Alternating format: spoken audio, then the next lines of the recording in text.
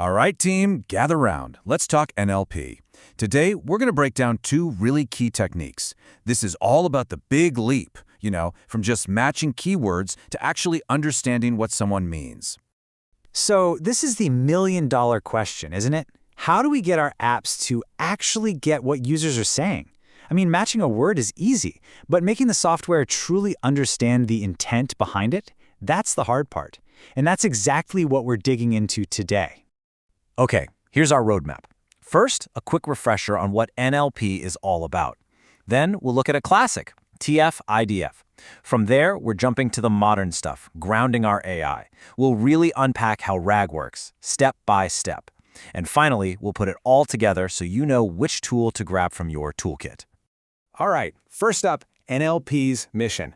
Think about it. At its core, natural language processing is basically a translator. It takes all the messy, weird, human ways we talk and write and turns it into something a computer can actually process. It's the bridge between a user's question and data our code can do something with. Okay, let's roll up our sleeves and look at our first tool. This one's a classic, but it's super important to understand. It's called TF-IDF. And you can think of it as a really smart way to find the signal in the noise, to figure out which words in a huge pile of text are the ones that really matter. Right, so TF-IDF, it stands for Term Frequency, Inverse Document Frequency. I know, it sounds like a mouthful, but the idea behind it is actually super straightforward.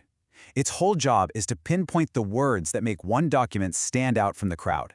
What makes this article unique compared to all the others? So how does it pull this off? Well, it's basically a two-part formula. First, you've got term frequency, the TF part. Super simple. If a word shows up a lot in one document, its score goes up. Easy. But here's where the clever part comes in, the IDF, or Inverse Document Frequency. This part does the opposite. It looks at all the documents and penalizes words that are everywhere. Words like the, and, is. Because, let's be real, those words don't tell you anything special about a document. So where do you actually use this stuff? Well, it's a real workhorse for some fundamental tasks. Things like automatically pulling out the main keywords from an article, or figuring out how similar two documents are to each other. For a long, long time, this was the secret sauce behind classic search engines. It's all about finding those important keywords. Okay, so TF-IDF is great for keywords, but that only gets you so far, right? So now we're going to talk about the big upgrade, grounding AI. This is where we shift gears from just finding words to actually understanding meaning. And that means we're diving into the world of LLMs. And that brings us to a huge problem with modern AI. You've probably seen this. These big models, they're amazing, but they have this really bad habit of just making stuff up. They'll state something completely wrong with total confidence. We call that hallucination, and it's the #1 thing we need to fix. And that's exactly what this next technique is all about. So, how do we stop the AI from making things up? The answer is a brilliant technique called RAG. That's Retrieval-Augmented Generation. Honestly, the best way to think about it is like giving the AI an open book test.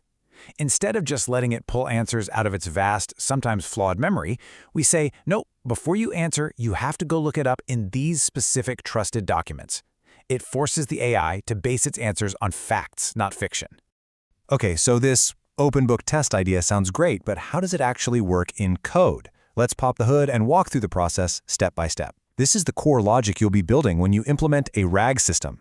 It's basically a 4-step dance. Step 1, we take our entire knowledge base, all our trusted documents, and we turn them into numbers, into what we call embeddings.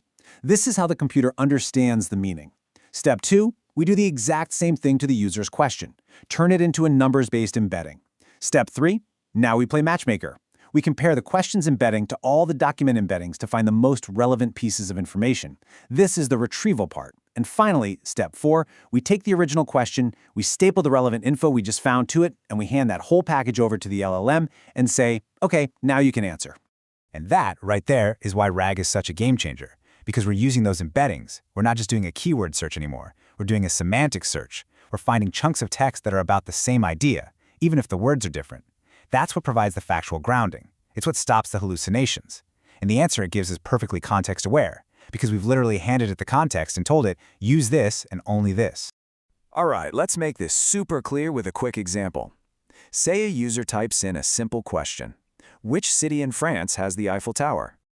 Now, a normal LLM might just know the answer, but a RAG system doesn't leave it to chance. It takes that question and it finds the best matching piece of text in its database. Something like, Paris is the capital of France. It is famous for the Eiffel Tower. Then, it feeds both the question and that little fact to the AI. The AI looks at it and generates the obvious, correct answer, Paris. See? No guesswork involved, just using the provided facts. Okay, so let's wrap this up and put these tools in your toolkit. The key takeaway here is that it's not about TF-IDF versus RAG. It's about knowing when to use each one. It's all about picking the right tool for the job. So here's a quick side-by-side. Look at TF-IDF. Its whole job is measuring word importance based on frequency. It's perfect for basic document ranking, classic keyword search. Then you've got RAG. Its job is to give you answers you can trust, grounded answers. It works using semantic meaning and a powerful LLM. This is what you want for building chatbots, Q&A systems, anything that needs to be factually accurate. So one is about finding words, the other is about understanding ideas. All right, there you have it. We've gone from a classic technique for finding keywords to a cutting-edge method for grounding AI in reality. You now understand how to measure importance and how to build systems that rely on facts. These are some seriously powerful tools you have now. So my question to all of you is, what are you going to build with them first?